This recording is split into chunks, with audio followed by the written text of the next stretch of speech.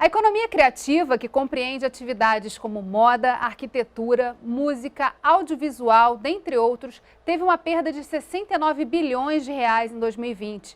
Se por um lado a Covid-19 impactou as atividades em museus e shows, o público se viu obrigado a deixar de frequentar espetáculos de teatro e abandonar as salas de cinemas. Por outro, a indústria de games, os estúdios de animação, o consumo pela internet e a produção de conteúdo criativo digitalizado encontraram na crise uma oportunidade. E nessa balança, entender quais os caminhos que a indústria criativa pode seguir para se reinventar é fundamental. Por isso, vamos mergulhar no Rio em Foco, que começa agora.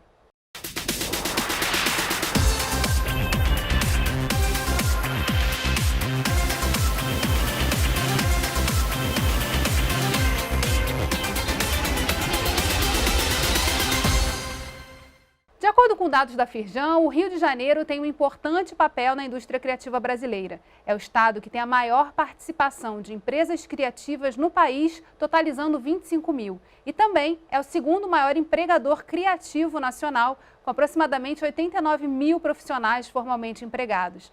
Para falar sobre as oportunidades que a indústria criativa representa e os desafios para que esse setor possa voltar a se desenvolver, eu converso com a ex-chefe do Programa de Economia Criativa da Conferência das Nações Unidas sobre Comércio e Desenvolvimento, a economista Edna Duzenberg, e a gerente de Ambiente e de Inovação da Firjan, Júlia Zardo.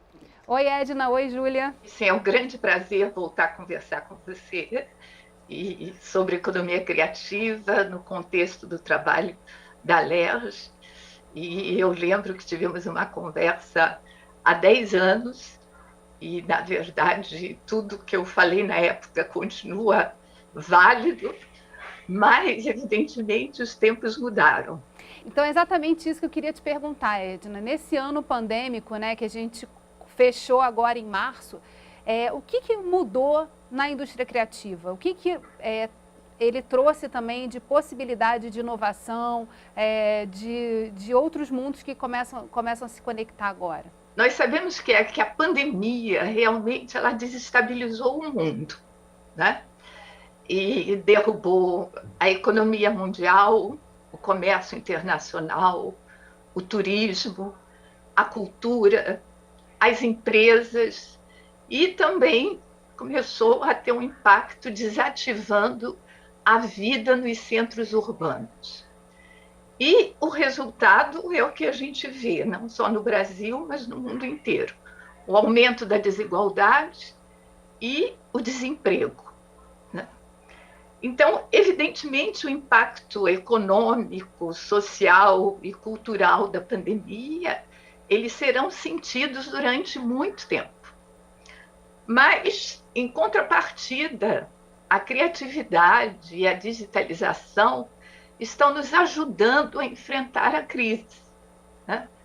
O chamado ecossistema criativo digital está cada vez mais presente no nosso cotidiano e tem contribuído para a mudança comportamental da sociedade.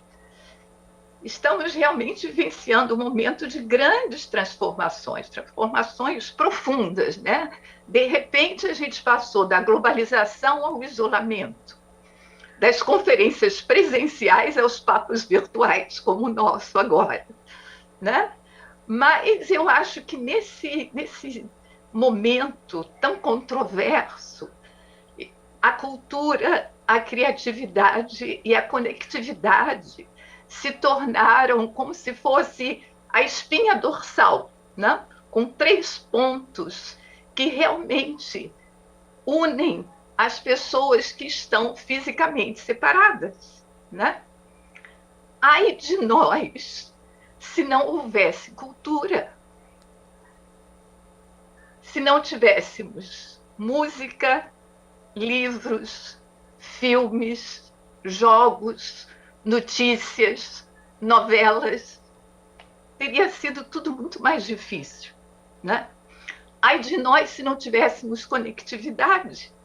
Como seria a comunicação, o trabalho em casa, as compras online, a educação à distância, a telemedicina, a entrega da comida a domicílio e por aí vai, né? Então, eu acho que, apesar dos pesares, políticas culturais de enfrentamento à pandemia estão sendo implementadas, mas, evidentemente, o setor cultural e as indústrias criativas, sem as atividades cotidianas, tiveram que se reinventar, né? E muitos artistas tiveram que buscar nichos no espaço digital. Alguns foram bem-sucedidos e conseguiram até expandir suas redes de audiência. Então, a economia e a sociedade tiveram que se adaptar, que inovar. Então, as experiências culturais da era digital, a meu ver, nós vimos aqui no Brasil duas tendências que eu acho que predominaram, não só no Brasil, mas no mundo inteiro. Uma a nível comportamental, que é a questão da solidariedade. E a nível cultural, os streamings, ou seja, as lives, né? E essas novas vertentes, elas possivelmente irão continuar dominando no futuro. Então, por exemplo, nós vimos a combinação do que foi chamada as lives solidárias aqui no Brasil. Eu vi um dado que me chamou muita atenção, e esse dado já deve ter sido aumentado, mas que no Brasil, mais de 120 shows online arrecadaram 17,6 milhões em doações para combater o Covid nas comunidades pobres. Então, por exemplo, eu acho que essa mobilização dos artistas trouxe inovação e é uma forma de envolver celebridades juntamente com pessoas da sociedade civil para participar de causas sociais e culturais. Que são muito importantes, né? Eu queria, Júlia, que você falasse um pouquinho sobre o contexto do Estado do Rio de Janeiro. Eu falei ali na abertura, né, sobre a quantidade de empresas e empregos que a indústria criativa gera e, logicamente, que o impacto do fechamento das casas de show, de cinema e etc., também geraram um desemprego aí muito grande. Então, queria que você falasse um pouquinho do contexto do Rio de Janeiro, como é que está sendo, né, esse processo, como é que vocês estão observando essa transição e muito do que a Edna também falou aqui, né, do que está se abrindo aí de perspectivas de novos frontes e novos caminhos dentro da indústria criativa. Geisa, então, como você bem desenhou assim, o cenário, né, os impactos da pandemia foram enormes, não só para o setor criativo, né, para diversos setores que tiveram que se adaptar, passar por essa transformação digital, aí, por exemplo, que a Edna falava, passar por uma transformação de modelo de negócio. Mas antes mesmo desse período de pandemia, o Rio de Janeiro ele já não vinha numa situação confortável, né? A gente já vinha de crises políticas e institucionais, uma crise muito grande econômica, que geram uma crise social, e eu costumo falar que geram até uma crise de autoestima, né? De confiança do cidadão que mora no estado do Rio de Janeiro, que vive no estado do Rio de Janeiro, e de vários que estão fora hoje, justamente, né, porque a gente está experimentando aí nesse momento de tão importante, tão oportuno para a economia criativa, essa fuga de cérebros enorme, novamente, do Rio de Janeiro, né, para fora, tanto do estado quanto propriamente do país. Então, assim, já não vinha numa situação simples. A gente tinha que voltar a crescer economicamente, né, voltar a empregar, e aí veio a pandemia, e como você falou, nos setores, em alguns setores da cultura foi muito difícil. A gente sabe que o nosso desemprego aumentou, e o desemprego nos jovens, inclusive, aumentou ainda a taxas maiores. E a gente sabe, por exemplo, que a economia criativa emprega, por exemplo, muitos jovens, né? Os jovens ali de 15 a 29 anos, por exemplo.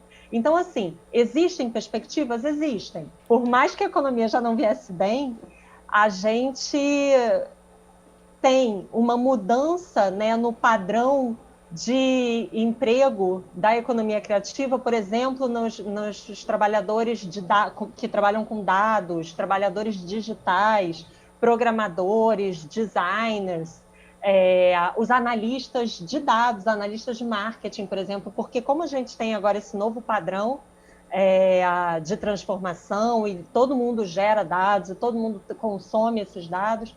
Enfim, as empresas precisam cada vez mais, não só de canais digitais para escoamento de seus produtos, mas elas precisam conhecer e saber trabalhar os dados desses clientes, desses mercados, essas oportunidades de negócio, desenvolvimento de novos produtos, novos serviços. Então, eu acho que assim, as atividades, e isso mostrou, né, a nossa última pesquisa da economia criativa da Firjan está disponível, mostrou esses dados que já vinham crescendo, já vinham mudando, e os trabalhadores que têm esse novo perfil, eles já vinham aumentando também. A gente, por exemplo, tinha uma pesquisa para fazer no ano de 2020 que a gente não fez porque a base de dados ela é bianual e a base de dados seria ainda pré-pandemia. Então, a gente esperou e vai fazer esse ano, a pesquisa esse ano, em 2021, com dados já de pandemia, para entender aí dessa crise toda que houve, como o Geisa colocou no início, pelo menos os games, a produção de audiovisual, todos os filmes em todas as plataformas de streaming e lives foram consumidas, então é um canal aí interessante para a gente trabalhar sim. E é um tema que eu quero abordar e explorar no próximo bloco, né? Porque a gente está falando também de uma mudança no que é a visão de trabalho, né? E renda. Como é que essas coisas estão no mundo digital se configurando de outras formas. E vocês não saiam daí, daqui a pouquinho eu volto. Rio em Foco aqui, política e economia caminham juntas.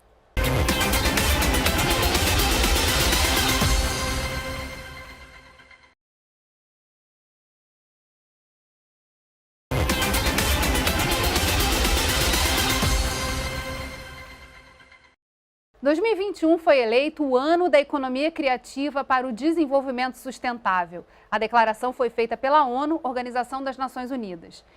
Conectando essa questão da economia criativa com o desenvolvimento sustentável, a gente também está na década da entrega, né, da chegada aí à Agenda 2030, é a década da ação nessa questão da desenvolvimento sustentável. Como é que a gente pode trabalhar essa conexão? Aonde a gente consegue encontrar esses ganchos e essas pontes acontecendo? Aqui no Rio, Júlia primeiro, e aí depois quero que a Edna complemente também falando sobre essa questão, né, dessa conectividade entre esses dois temas tão importantes aí para a nossa sobrevivência. Geisa, a gente tinha, já aqui no Rio de Janeiro, eu acho que um ambiente de estímulo ao empreendedorismo de impacto, né, ao empreendedorismo sustentável, agora todo esse tripé, né, das empresas responsáveis ambientalmente, socialmente, com transparência na gestão. Então, acho que isso também num cenário pré-pandemia já vinha aparecendo. Mas a gente percebeu que esses problemas são urgentes, né, eles estão aí.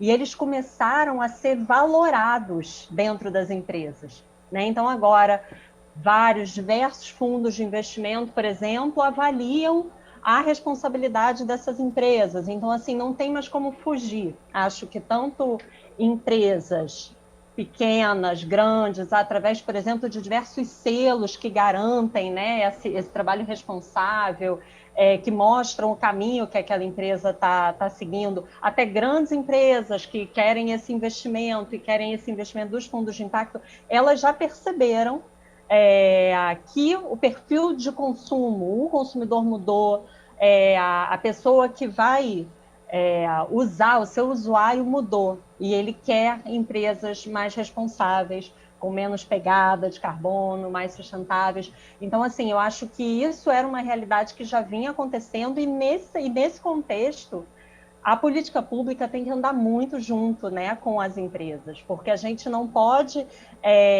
nessa situação que a gente já se encontra super difícil de geração e manutenção mesmo dos empregos, a gente criar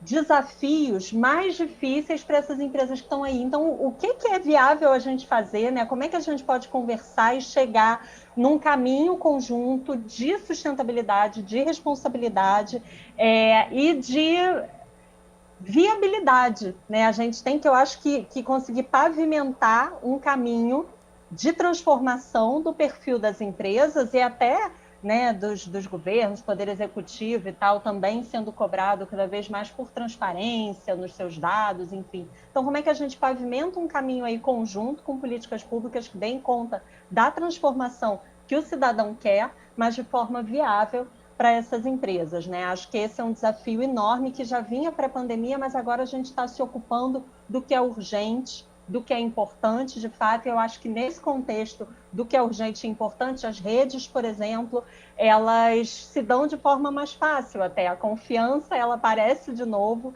e a gente trabalha para tal da visão compartilhada de futuro, né? Entre as instituições, entre as pessoas, que é fundamental. E que é um pouco a natureza, na verdade, quando você fala de economia criativa, a atuação em rede, ela já ajuda a pavimentar esse caminho de fortalecimento desses negócios.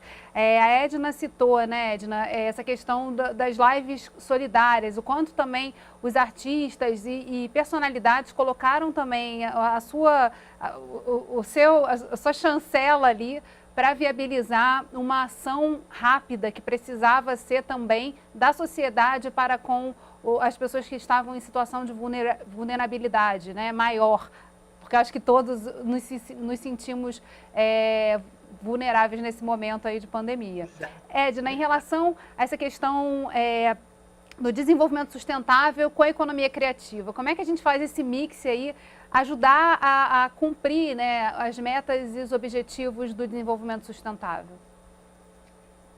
Evidentemente que quando a Assembleia Geral da ONU adotou o ano 2021 como o Ano Internacional da Economia Criativa para o Desenvolvimento Sustentável, não se tinha noção do que aconteceria em 2020 e 2021, né?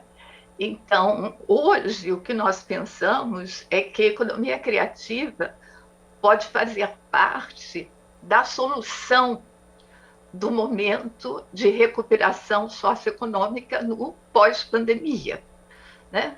Mas, por enquanto, nós ainda estamos no período pandêmico. Então, evidentemente, é muito difícil fazer qualquer tipo de planejamento, mas o importante é que essa resolução da ONU chamava atenção para a necessidade de promover crescimento econômico sustentável e inclusivo. Isso, na verdade, é uma linguagem que nós já estamos usando nos primeiros relatórios, nós já usávamos essa mensagem. Então, na verdade, essa resolução, de uma certa forma, ela reforça o primeiro mandato lançado pela ONU, por incrível que pareça, aqui no Brasil, durante a Conferência da UNCTAD em 2004, em que se chamava a atenção dos países da importância de incluir a economia criativa, as indústrias criativas nas suas estratégias de desenvolvimento, porque, através das indústrias criativas, a questão do talento e criatividade existe em todos os países, quer dizer, os países poderiam diversificar a sua gama, a capacidade produtiva, a sua gama de produtos e bens e serviços de exportação, através dos produtos criativos. E o que nós vimos, essa chamada da relação da economia criativa com os objetivos de desenvolvimento do milênio, e há uma discussão, muita gente questiona o fato de que, na verdade, os objetivos eles são baseados no tripé, que é o desenvolvimento econômico, a inclusão social e a sustentabilidade ambiental. E muita gente se pergunta por que não a cultura, seria o quarto pilar, né? Mas a grande questão é que a cultura ela é transversal. E, por ser transversal, ela está embutida em vários dos objetivos. Por exemplo, eu participei de um estudo grande em que nós tivemos parâmetros encontrando, pelo menos em 11 dos 17 objetivos, a cultura está muito presente, dá uma contribuição enorme. Então, o que eu acho importante é nós aproveitarmos esse ano de 2021, o Ano Internacional da Economia Criativa. A intenção foi trazer de novo para a pauta política e econômica o tema da economia criativa.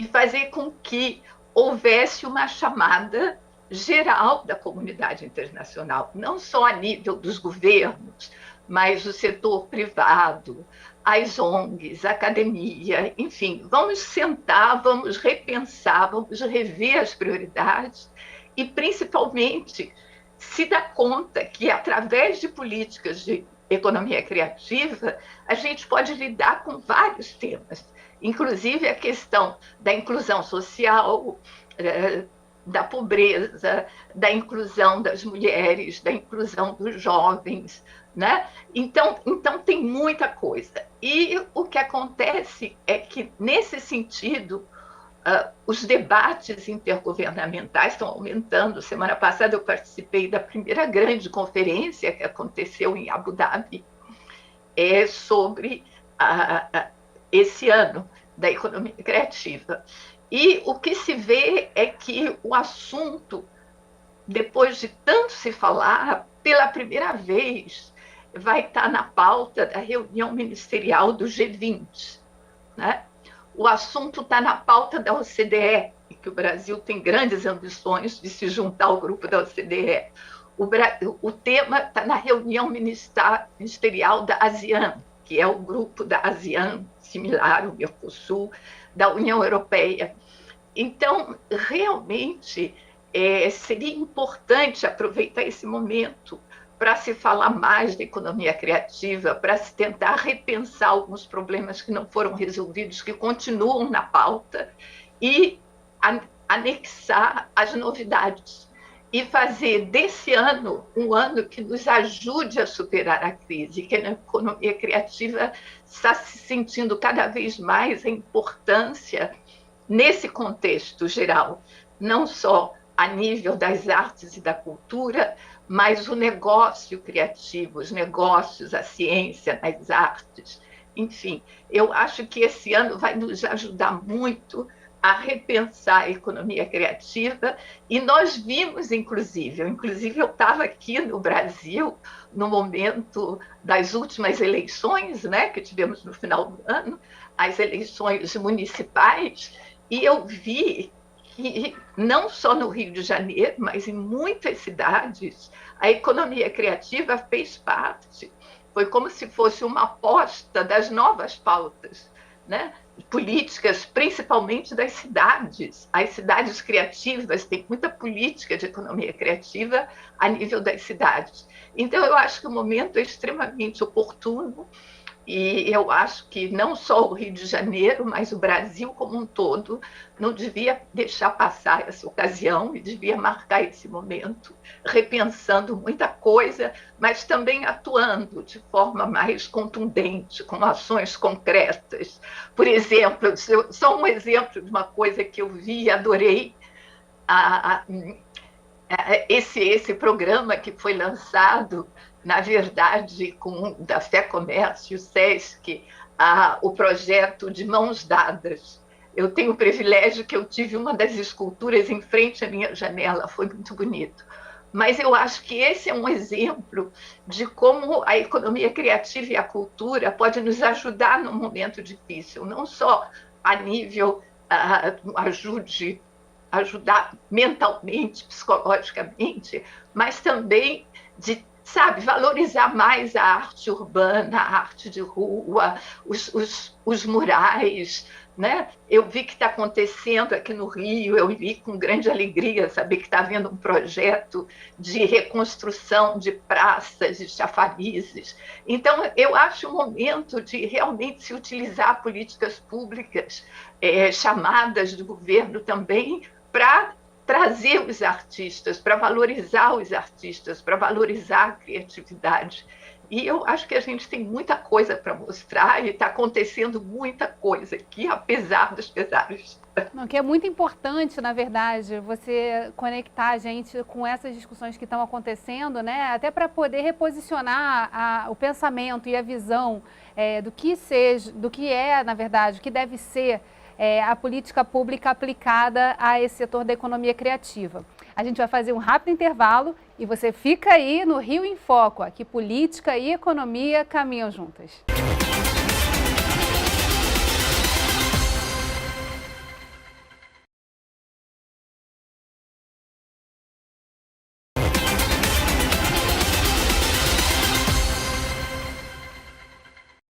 O Rio em Foco está de volta com a economista e ex-chefe do Programa de Economia Criativa da Conferência das Nações Unidas sobre Comércio e Desenvolvimento, Edna Duzenberg, e a gerente de Ambientes de Inovação da Firjan, Júlia Zardo.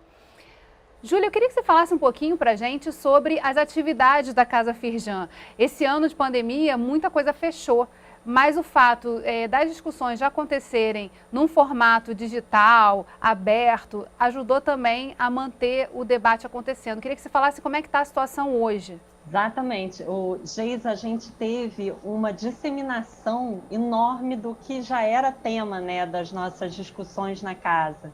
Então, a casa ela nasceu com esse objetivo de conectar o futuro, os sinais fortes, os sinais fracos, à realidade das empresas hoje, como é que elas estão vendo o que está vindo por aí para se transformar, para mudar modelo de negócio, como a gente falava, o consumidor está mudando, as empresas precisam mudar. E nesse ano de pandemia, a gente viu que isso ficou óbvio, né? Estava dado, elas precisavam mudar para sobreviver. E a plataforma de conteúdo da Casa Firjan, ela tem todas essas discussões, essas palestras, cursos, mais de curta duração, de longa duração, integrados no portfólio do IEL, né, de formação de líderes, e do SESI, do Senai, abertos aí para a população. A gente tem hoje na casa, eu acho que 2 programas que fazem muito sentido para o que vem por aí, né? Assim, mais um ano de desafio econômico e desafio de reconstrução, podendo, como a Edna falou, já lançar mão da economia criativa, né, como um vetor de nova economia para o desenvolvimento do Estado, né? A gente não tem como negar que a economia criativa é um setor forte no Rio de Janeiro. A gente sabe que a gente precisa agora talvez de algumas ações do hoje, emergenciais, como em qualquer outro setor, de desburocratização, questões ligadas a incentivo, a tributação, enfim, há essa discussão que é a pauta das empresas, de muitos setores, mas há também uma discussão, acho que, do futuro, né? Como é que a gente se posiciona em relação a esse novo trabalhador, o trabalhador dos dados, como é que a gente se posiciona em relação a uma democratização dos meios de produção que tem que ser muito maior, né? Os jovens hoje, eles não consomem mais passivamente os produtos audiovisuais, eles são produtores. A gente já viu aí diversos concursos, diversas iniciativas de games que a gente tem crianças de 9, 12 anos que participam, né?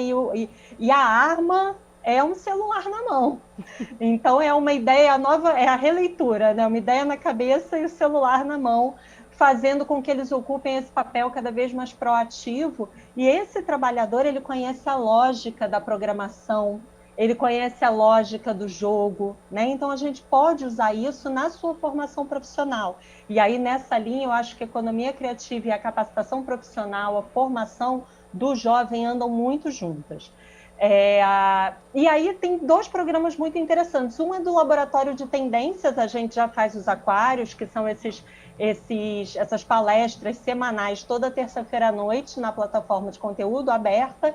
E aí a gente vai fazer agora os aquários regionais, porque a gente tem especificidades regionais que a gente precisa se conectar, né? Tanto de setor quanto de característica, vocação, por exemplo, do Vale do Café para a economia criativa. Enfim, a gente tem agora essas discussões de tendências e sinais de futuro regionalizadas para 2021, e um outro programa que é o Pensa Rio, que está acontecendo desde o início do ano com esse objetivo, colocar as instituições, os pensadores, os pesquisadores, universitários, alunos, empresas, sociedade civil, organizada ou não, todo mundo para pensar junto, né? Pensar o Rio. A gente sabe que o cenário já está dado, né? Não é fácil, a gente precisa de propostas, de ideias para como é que a gente vai caminhar daqui para frente. Então, acho que esses são alguns dos novos projetos da Casa Firjan agora para esse ano de 2021. E eu acho que um fator emblemático é que a gente tem os jardins, né, lá que são abertos à visitação em Botafogo tiveram que ficar fechados grande parte do ano, mas eles voltaram a ter visitação com hora marcada, quantidade controlada de pessoas, mas agora o dado mais novo é que a Casa Firjan virou um posto de vacinação também contra a Covid-19, e a gente está muito orgulhoso de poder trabalhar nessa rede ali de Botafogo, né, que é um bairro com poucos espaços públicos compartilhados, então a casa ela hoje é um lugar de visitação sim, mas também de vacinação, e aí eu acho que isso abre também as portas da casa mais ainda para que a população entre, população de todas as idades, entre, visite e seja convidada a pensar o futuro de mãos dadas, aí, como a Edna falava também, porque a gente está precisando disso. Uma coisa muito interessante, né? Eu acho que seu trabalho ficou mais fácil, de certa forma, porque se em 2019 a gente falava de algumas coisas como tendência, como algo que ia acontecer, mas a gente não conseguia projetar exatamente quando, 2020 foi o ano que a gente teve que colocar tudo que era futuro no presente, né? As conexões, o uso das plataformas digitais para se comunicar, para se movimentar, para ter acesso a coisas que pareciam simples, como fazer uma compra, né? A gente tem falado um pouco disso, tentado retratar também essas transições. Eu acho que ficou mais fácil para as pessoas entenderem na pele, assim, a necessidade de trazer esse futuro mais para perto, né? De experimentar ele no presente logo, fazer acontecer. A Edna, você falou uma coisa muito importante, interessante aqui, que é a questão do papel das cidades na economia criativa, né? Na disseminação, eu acho que impulsionar esse tema como algo que pode ajudá-las também na sua recuperação econômica, nesse novo momento que a gente vai precisar construir no pós-pandemia, que derrubou por terra muitas coisas, mas também abriu novos olhares para coisas que estavam escondidinhas ali, sendo testadas em pequenos laboratórios e que, de uma certa forma, tiveram que ir a campo e expandir aí o uso muito rapidamente. Eu queria que você falasse um pouquinho mais sobre isso, a gente já está caminhando aí para o final do nosso programa, mas que você deixasse também essa perspectiva, né, do papel das políticas públicas e principalmente desse olhar que as cidades podem ajudar a promover ao se virar para a economia criativa como um ponto aí de resgate do desenvolvimento econômico. Eu acho a economia criativa, na verdade, quando a gente pensa a economia criativa como um todo, né, além das artes e da cultura, emprega, nos últimos dados, praticamente 40 milhões de pessoas no mundo, né, e realmente é o setor que cresce mais rapidamente. Então, hoje em dia, o mundo todo está olhando para a sua própria economia criativa. Então, o que acontece? É um momento em que, a nível internacional, evidentemente, talento e criatividade, eles existem, mas a gente tem que sempre almejar produtos de excelência, porque, apesar de cada produto ser único, né, é a diferença dos produtos criativos e os outros produtos industrializados ou commodities, que são os mesmos, eles têm um diferencial. E esse diferencial, ele é fruto de muita coisa. As pessoas precisam de aprendizado constante, né? Hoje em dia, quando a gente fala na formação, não é é uma formação dinâmica, que ela continua. Eu hoje vou ser mais um pouquinho, porque estou aprendendo o que vocês estão me falando, né? Então, cada dia a gente vai se acrescentando. E eu acho isso muito importante para os jovens, como a Júlia falou, é um setor que atrai muitos jovens. E eu acho que está acontecendo muita coisa nesse contexto do ano. Por exemplo, uma conversa que está acontecendo muito nos Estados Unidos e na Europa é o chamado atrair o investimento de impacto para a economia criativa. Isso o que quer dizer? Quer dizer a criação de fundos específicos para fomentar as indústrias criativas. E isso é uma conversa que a gente vem tendo já há muitos anos, né? Eu tive essa conversa com o Banco Interamericano de Desenvolvimento, mas, por exemplo, talvez fosse o momento da gente aproveitar esse momento e voltar a conversar no Brasil com o BNDES, né? com os bancos regionais, com o Banco do Nordeste, enfim, repensar um pouco a questão de como é que nesse momento, porque a situação vai ser muito difícil, né? Essa pandemia está se alastrando de uma forma que a gente não esperava. Então, realmente vai haver uma grande corrida para investimento, para capitais, a gente vai ter que priorizar, principalmente num país como o nosso, que tudo é prioridade, né? Então, nós precisamos atrair investimentos, capacitação, precisamos reforçar os mecanismos de financiamento, mas, por outro lado, é muito interessante o que nós vimos durante a pandemia, que foi esse grande apelo à filantropia, a doações, né? A participação, inclusive eu, como pessoa física, como sociedade civil, eu fiquei muito contente de poder participar um pouco, por exemplo, um papel que eu acho extremamente importante é se repensar o papel dos museus no contexto atual, né? E aqui no Rio, eu acho que está sendo feito um trabalho maravilhoso. Se você vê o trabalho do Mar, no MAN, no Museu do Amanhã, no Museu do Pontal, né? Então, são museus que passam a ser muito mais que museu. E eu acho que a questão da pandemia ela foi muito importante, a questão do acesso, porque muitas pessoas que não tinham acesso à cultura, muitas pessoas que jamais tinham assistido uma ópera, muitas pessoas que jamais tinham visitado um museu no exterior, elas hoje, através do acesso do conteúdo cultural, houve uma certa democratização. E isso é muito importante, porque a gente democratiza mais o sistema e faz com que a gente tenha esse feedback e realmente atenda esse conceito primordial da economia criativa, que é ser participativa, ser flexível, ser aberta. Não é de cima para baixo, nem de baixo para cima. Ela se encontra no meio. Isso que você falou é fundamental.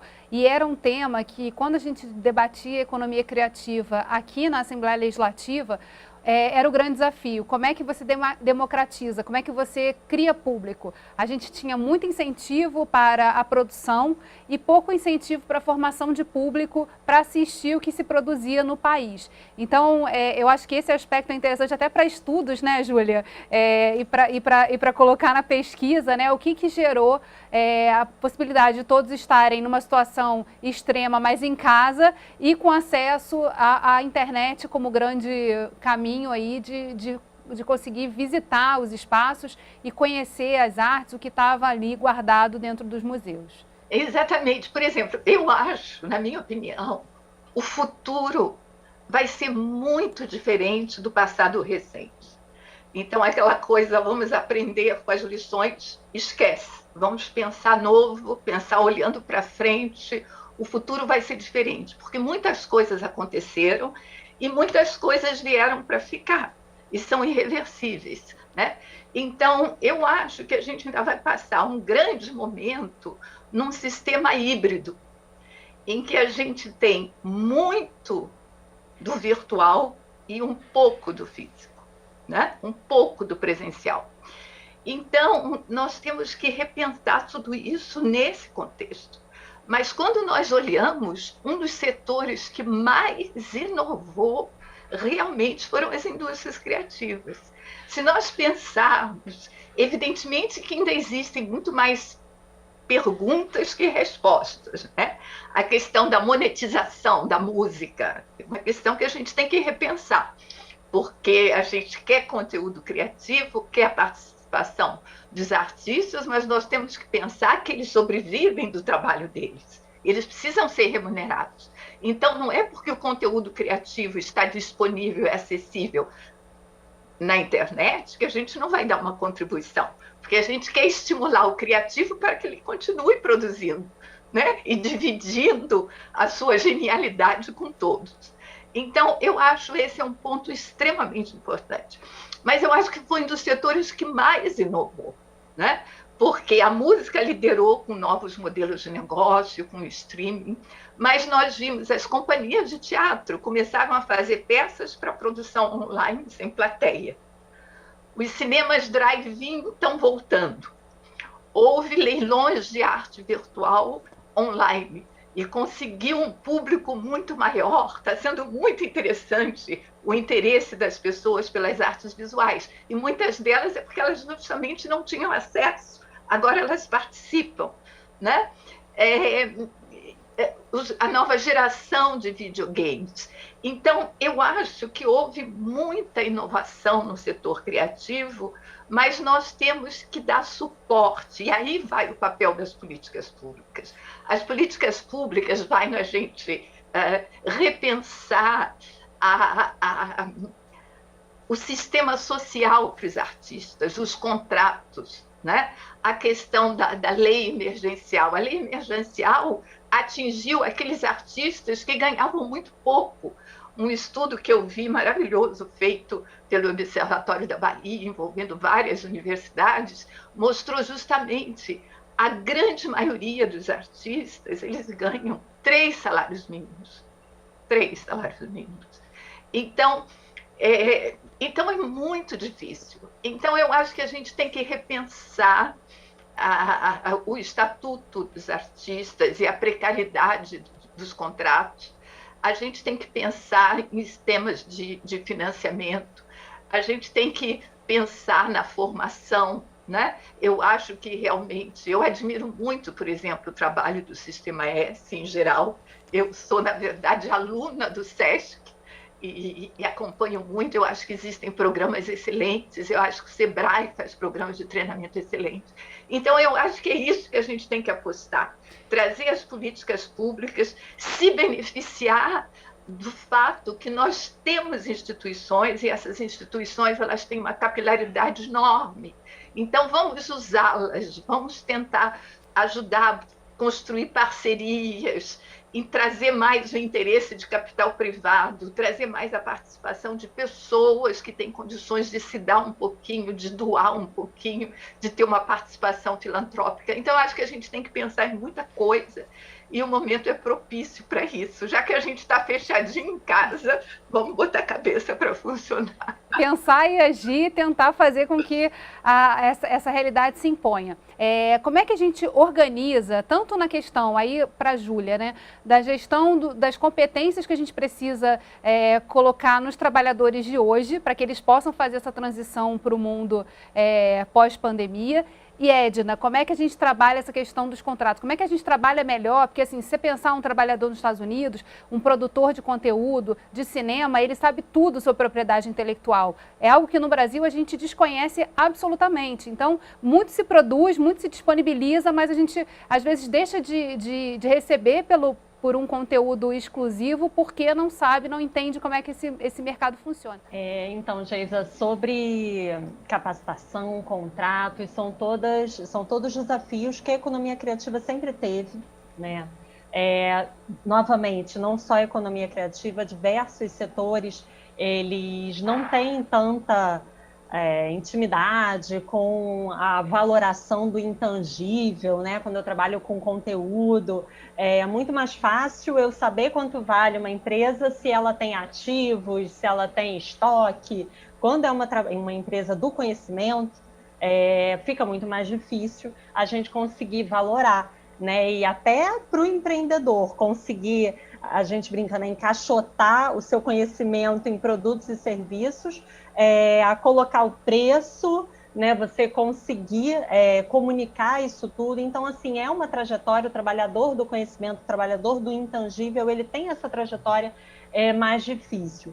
Ao mesmo tempo, é muito interessante porque essa capacitação, essa capacitação necessária agora, né, das novas tecnologias de informação, de comunicação, ela é uma competência muito criativa que agora está disseminada. Todo mundo precisa. Aquele sujeito que tinha o estoque tangível, ele precisa das competências do conhecimento agora, ele precisa estar nas redes sociais, ele precisa entender como é que ele transmite o seu propósito, o seu valor, como é que ele vai trabalhar a sua marca. Então, acho que assim, se inaugurou aí uma frente de pensamento, de posicionamento de mercado, mesmo para os empreendimentos mais tradicionais, os empreendimentos mais tradicionais, eles estavam submetidos a uma cadeia de consumo, né? Eles produziam, muitas vezes eles não tinham nenhuma interface com o seu cliente final, eles iam lá para o intermediário, eles eram distribuídos por um terceiro e eles iam para um ponto de venda fazer a conexão com o seu cliente no final da cadeia. Isso na cultura a gente já via muito diferente, né? O sujeito hoje, já há algum tempo, ele consegue filmar, mas ele não, ele consegue gravar, mas ele tem acesso direto ao seu cliente final. Então ele muitas vezes passa esse intermediário, né? Então, assim, eu acho que hoje essa realidade, ela é uma realidade para todo mundo. O sujeito consegue gravar de casa e distribuir, e com isso ele tem contato com o consumidor, e esse consumidor ele impacta diretamente, novamente, né? Ele dá um feedback e consegue impactar no produto, enfim, que ele pode refazer, que ele pode fazer melhor, versão 2.0. Então, assim, acho que é uma via de mão dupla. O trabalhador do conhecimento, ele já conhece as suas dificuldades, as suas necessidades de capacitação, e ele precisa, e ele agora tem uma oportunidade de estar, né, como serviço agregado numa área muito mais ampla, eu acho, de outros setores econômicos. Ele vira, na verdade, um ativo para os outros setores econômicos, inclusive podendo trabalhar para esses setores justamente nessa conexão mais próxima com o público, né? Exatamente. O chamado prosumer, que é a combinação de produtor e consumidor. Então, ele é prosumer, porque ele faz as duas coisas ao mesmo tempo. Quer dizer, ele hoje, ele não só ele consome conteúdo digital, mas ele produz conteúdo digital também. Então, essa dicotomia que, na verdade, coexiste hoje, né? Mas, realmente, elaborando um pouco mais no que disse a Júlia e nessa questão, o que eu falei anteriormente, eu acho que a gente vai conviver, mas eu acho que nós tínhamos que olhar as questões que não foram ainda resolvidas, né, como a questão da legislação dos direitos autorais, a questão da monetização do conteúdo criativo, a questão do acesso à distribuição de conteúdos digitalizados, o que está cada vez mais difícil, né? Porque se antes já existiam as grandes e as micros, não tinham meio, hoje em dia tem só as gigantes, né? Se você está na música, você tem que estar com o Spotify. Se você está no conteúdo, tem que estar com o Google. Então, como é que a gente pode sobreviver nesse espaço que, na verdade, existe uma grande distância para que você realmente participe ativamente desses canais de distribuição de conteúdo? Então, eu acho que a gente tem que olhar para os problemas que já existiam e tentar repensar soluções atuais, e, por outro lado, incorporar todas as questões contemporâneas, né? Que são a questão do impacto do 5G, da inteligência artificial, da robótica, como é que tudo isso influencia a criatividade, como é que tudo isso pode realmente favorecer a inovação, qual vai ser o futuro do trabalho. Então, são questões, qual vai ser a nova... Me preocupa muito repensar a vida das cidades. Porque, por exemplo, muita gente teve a opção de escolher nesse período de isolamento. E muitas pessoas escolheram sair dos grandes centros urbanos e voltar a viver em cidadezinhas. Eu, por exemplo, dividi um pouco o meu tempo entre estar aqui no Rio e estar numa cidadezinha pequena, onde eu fico muito tempo. Então, eu acho que como é que a gente vai ter essa relação entre os grandes centros urbanos e as pequenas municipalidades, né, as pequenas cidades, que elas ficaram muito atrativas. O fato da gente estar trabalhando em casa, o que vai acontecer com esses grandes edifícios, esses elefantes brancos, né? Então, será que a gente pode trazer a questão da habitação no Brasil, que é um grande problema, e tentar ver como é que a gente realinha tudo isso? Então, eu acho que tem tanta coisa que a gente vai ter que pensar em termos do novo dinamismo da vida urbana, no sentido das grandes casas de espetáculo. Como é que elas vão sobreviver? Será que a gente vai passar muito tempo nessa história? E algumas delas já não conseguiram sobreviver. Se a gente tem vontade de recuperar. Eu acho que nesse contexto extremamente difícil e dramático que nós vivemos, eu acho que a economia criativa saiu ganhando. Mesmo se os artistas e os profissionais criativos, como todos nós, estamos passando por um momento difícil, mas eu acho que se a gente tiver uma visão de longo prazo, eu acho que a gente vai conseguir, como é que se diz, elaborar nos problemas que nós enfrentamos e encontrar novas soluções. E esses enormes desafios não são só desafios do Brasil, são desafios do mundo inteiro. Então, eu acho que agora a gente tem que unir esforços, unir as mentes criativas na busca de solução e de dias melhores. Então, foi um prazer enorme estar aqui com vocês, compartilhando ideias. Edna, muito obrigada por você ter aceitado o convite de estar aqui com a gente. Júlia, de trazer tantas reflexões. Eu acho que se a gente tinha também as pessoas reunidas pensando em alguns lugares e a gente tocando o barco, agora eu acho que todos nós estamos sendo obrigados também a pensar que futuro é esse, o que a gente vai precisar redesenhar nesse novo momento que a gente espera que a gente consiga vislumbrar de forma em breve, né, no pós-pandemia. Mas, de qualquer maneira, assim, as coisas já mudaram e é interessante que você traga essa visão de que a economia criativa está ganhando com isso, porque se tem algo que o Brasil é criativo, né? A gente até costuma brincar que a NASA devia estudar a gente com mais frequência e a gente tem provas muito concretas de que a gente consegue dar a volta por cima e avançar. Então, muito obrigada por vocês dois terem aceitado o convite. E você, telespectador, que ficou com a gente aqui na TV Alerj, acompanhe a nossa programação também pelo canal do YouTube ou no podcast. TV Alerj, canal do Povo. Até a próxima.